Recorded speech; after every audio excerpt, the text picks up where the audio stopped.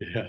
Again, good morning. This is the Knox County Commissioners regular session on February 6, 2025. Call this meeting to order. And Jason, will you go ahead and start through the process of resolutions to be presented? And I would say, Commissioner, just due to the weather, we had a couple entities that were going to be coming today, but they were coming from out of county, so they have rescheduled with Penny to come a different day. So that's why we only have some resolutions today, and we don't have anybody scheduled guests. So we have recognize and honor John Nixon for his years of service and dedication to the Knox County Memorial Building. And we have a resolution that was created, and I think you reviewed it and it's ready for you to sign. Okay. Motion? I motion we accept. And I second that. And those in favor say aye. Aye. And we will be presenting that this Saturday at over Memorial Theater to John. And then we have approved a public notice advertisement in the Mount Vernon News for the Together Knox comp plan. And so this is the meeting we're having on February 17th at the station break. And it's a joint city, county, regional planning meeting. But this is our public notice that's required to go out to let the public know that the commissioners will be at that meeting, and then the city will take care of their own. So this is ready for you to approve and for Penny to send. I move to approve. And I'll second, and those in favor say aye. Aye. And then we have another public notice to approve in the Mount Vernon News for a public hearing, and this is for just the standard salt brine application for United Aggregates. And Barry, this is just a process we required by law. We have to do when they're doing an application to put brine on the roads, there's a process they have to go through, and it requires a public hearing, and then it can be approved, and then they can get their permit through the state. I move to approve. And I'll second. All those favors say aye. Aye. And for those who are watching, the brine is typically a dust control for townships on the gravel roads. A lot of documentation behind that as to the dosage amount that is going down on the roads, and so it's application process that the EPA and the state are aware of what brine is actually being applied. So we have another one, advertisement in the Mount Vernon News for brine, and this is for United Aggregates, Danville, Ohio. Move to approve. And I'll second, and those in favor say aye. Aye. Right. This one's a mouthful, so I'll go through and then I'll tell you what it is. But this is approved the non-entitlement program agreement for coordination between Knox County and the Ohio Historical Preservation Office for admin of programs using HUD allocated funds and delegated responsibilities under 24 CFR Part 58.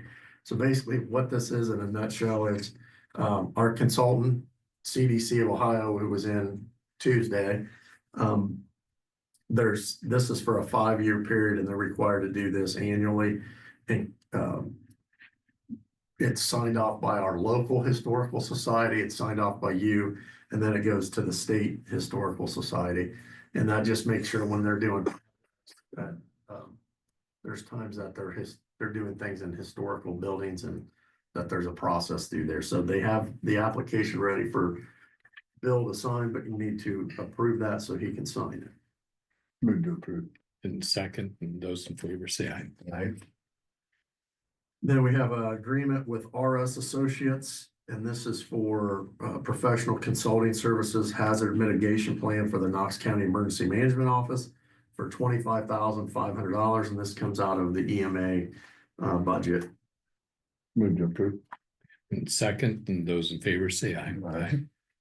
We have a agreement for Republic Services for the Knox County Engineer, and this is for $110.95 a month, and this is for trash pickup. Move to approve. Second, and those in favor say aye. Aye. The sheriff has submitted his January meal report. There were 6,763 meals prepared at an average cost of $2.06 per meal. And you just approve that to enter it into the record. Yeah. Move to approve. And second, and those in favor say aye. Aye. Then we have depository income from the treasurer. This was submitted for January. We had $126,971.82 of general fund interest.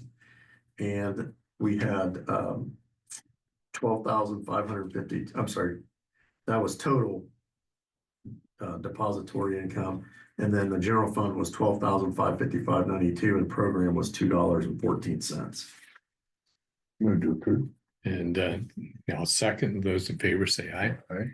And We we have, usually split those out. didn't we? it just goes in on, yeah, we just put them in on one rec, because they all come in at the same time. And really what we, as we worked with Shelley, we realized those other amounts, the 12,000 and the $2, they're actually still, they get rolled up, and when we're looking at the total of 126, so they're all together.